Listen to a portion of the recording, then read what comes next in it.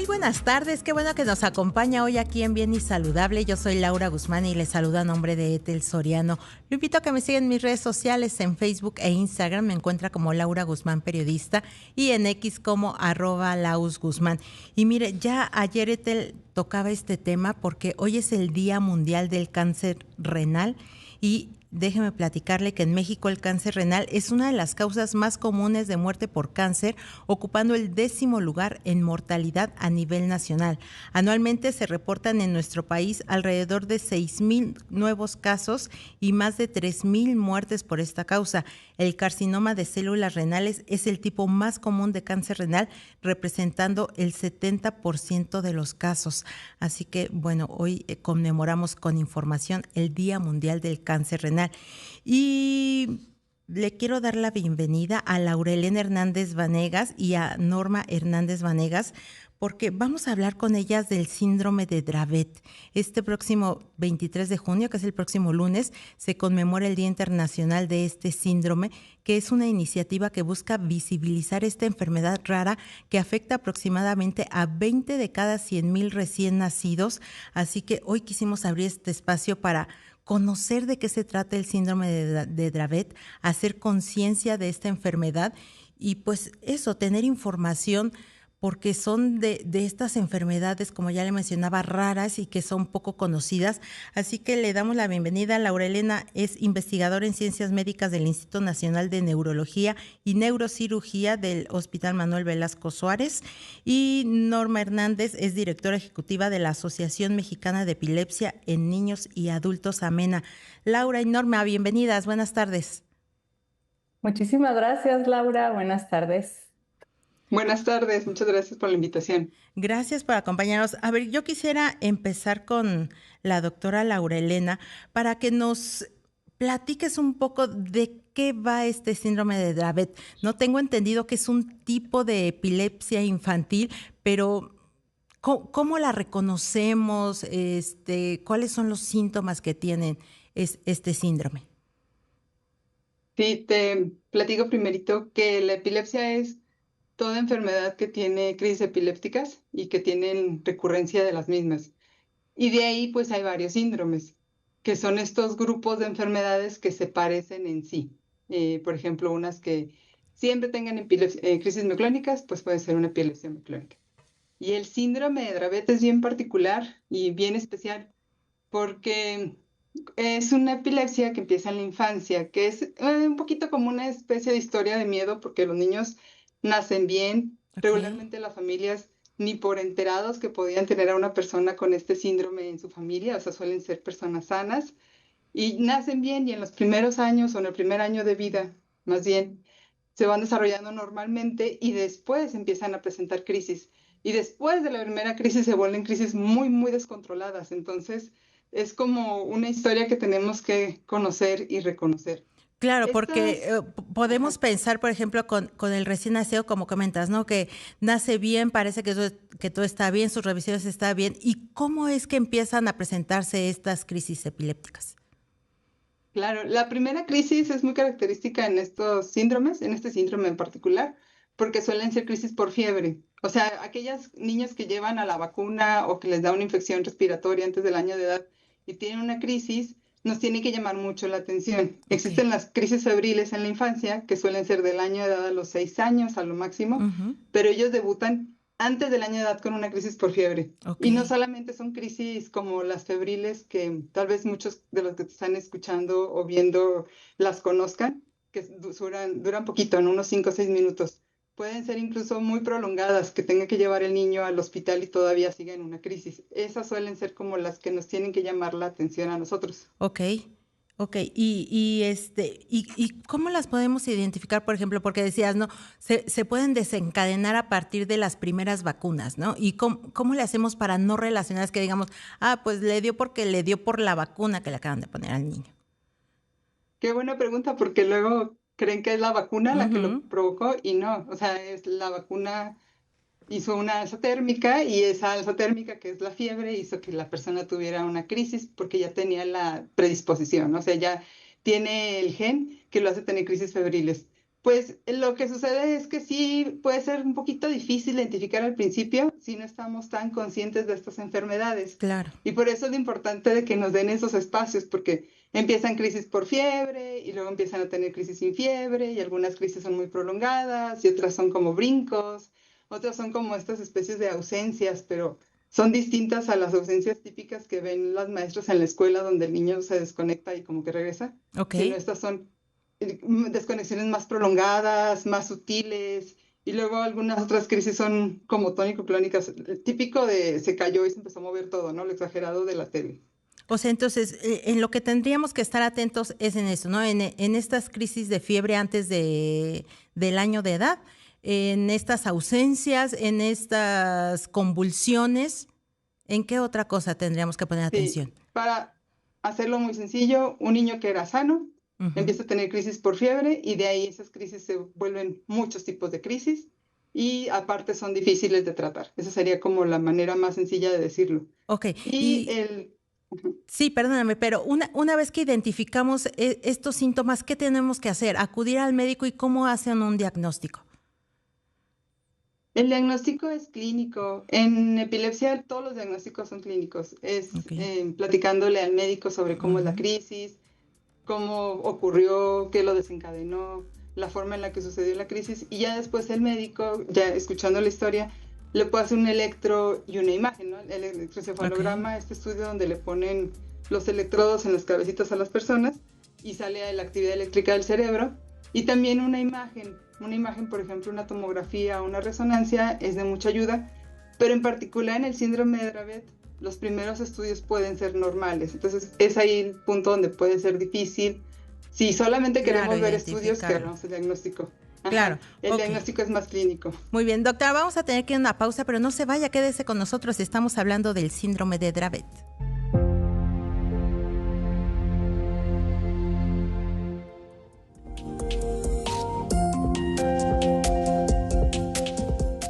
Y seguimos platicando con la doctora Laura Elena Hernández Vanegas, investigadora en Ciencias Médicas del Instituto Nacional de Neurología y Neurocirugía Manuel Velasco Suárez, y con Norma Hernández Vanegas, que es directora ejecutiva de la Asociación Mexicana de Epilepsia en Niños y Adultos, AMENA. Laura, ya platicábamos de esa parte de cómo poder identificar este síndrome, ¿no? Que es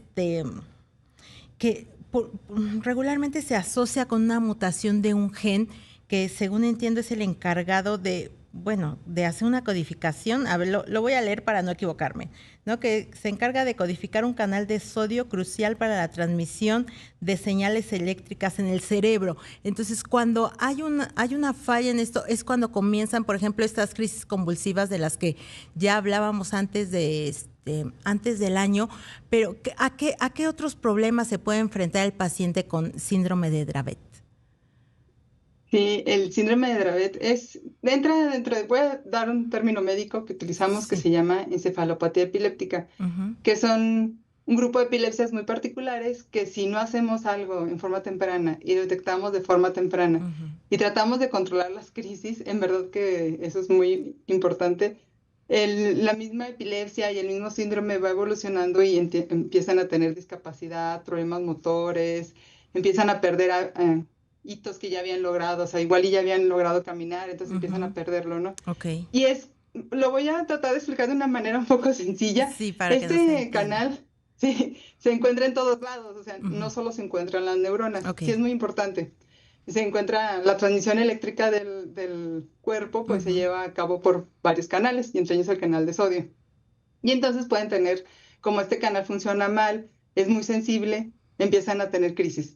Cuando estamos chiquitos y el hecho de por qué no tenemos crisis los primeros 6 meses con este síndrome, así lo digo, ¿no? En general, Sí, ¿por sí, qué sí, los claro. niños con este síndrome no tienen crisis al principio?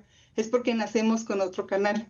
Ok. Pero como que ese gen de ese otro canal se apagara y se prendiera este gen y se aprendiera de manera defectuosa. Ok. Entonces tenemos un canal de sodio defectuoso que necesitamos los canales de sodio y nuestro cerebro bastante de la transmisión eléctrica la hace por medio de Claro. los canales de sodio.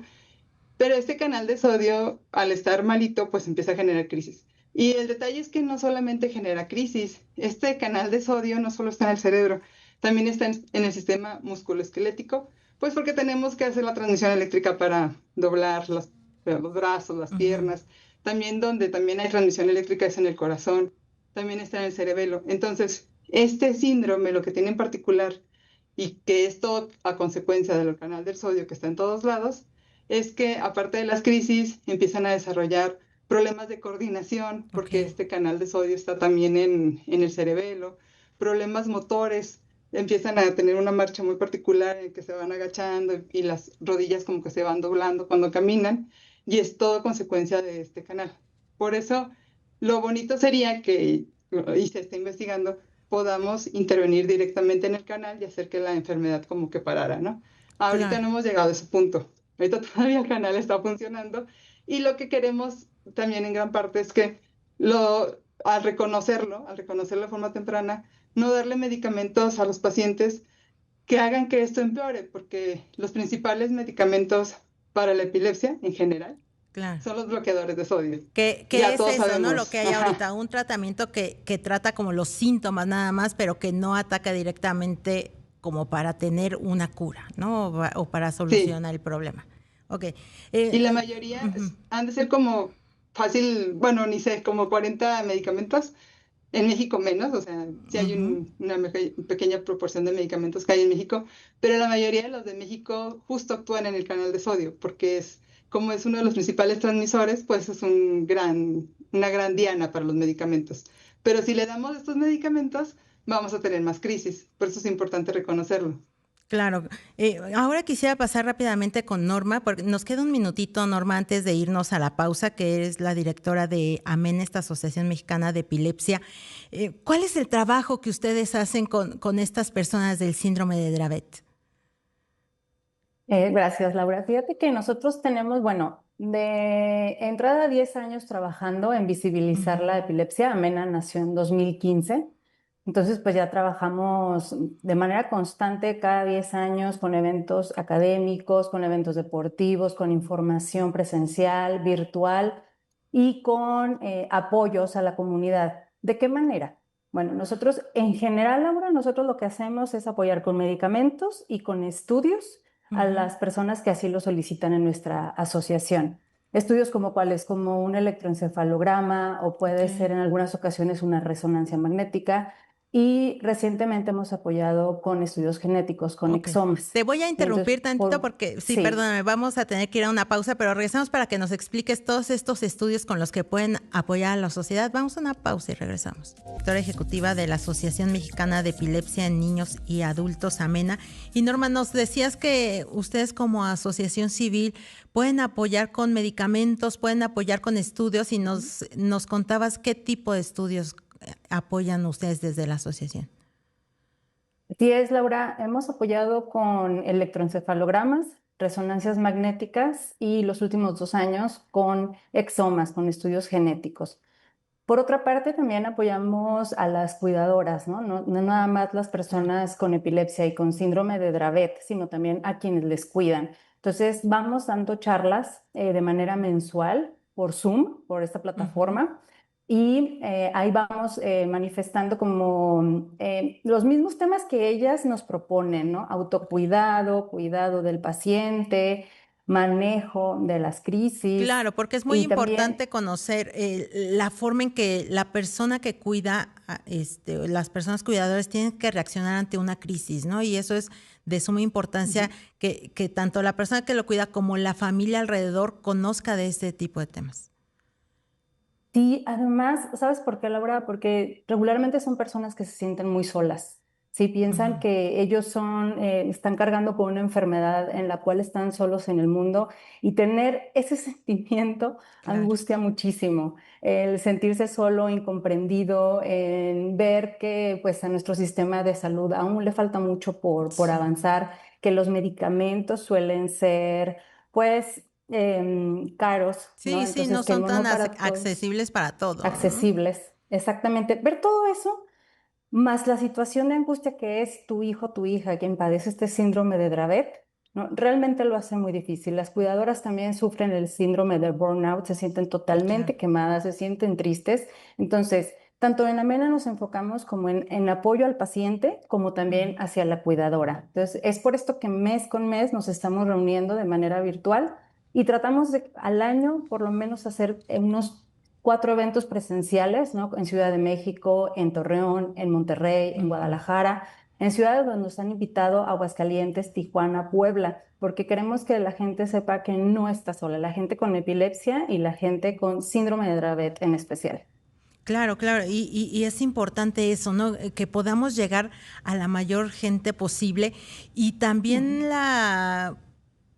pues la formación de los médicos de primer contacto, ¿no? Que también tengan pues esta información, este conocimiento para poder hacer un diagnóstico y que nos puedan guiar para saber hacia dónde tenemos que ir. Así es, la formación de médicos de primer contacto es importantísima. Sé de algunas universidades, ¿no? Que ya están dando este tipo de programas, ¿no? Donde capacitan a médicos e inclusive hasta enfermeras también para que la atención de primer contacto sea buena, o sea, sea de entrada reconocer crisis, de entrada saber a dónde vamos a enviar al paciente. ¿Sí? ¿Cómo vamos a controlar esa crisis? Medicamentos de emergencia, etcétera. Entonces, en eso vemos que está avanzando también el Instituto Mexicano del Seguro Social, como otras universidades privadas en México, en dar este tipo también de diplomados para personas de primer contacto con pacientes. Sí, y tengo entendido también que aparte de estas pláticas que nos decían, tienen otros programas, ¿no? Que también pues fomentan el deporte, tienen una campaña para donación de medicamentos.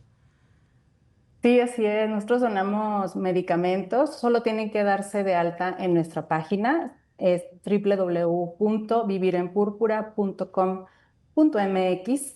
En esa página se dan de alta en la pestaña de Comunidad Amena y pueden aplicar a los medicamentos que tenemos disponibles para ustedes.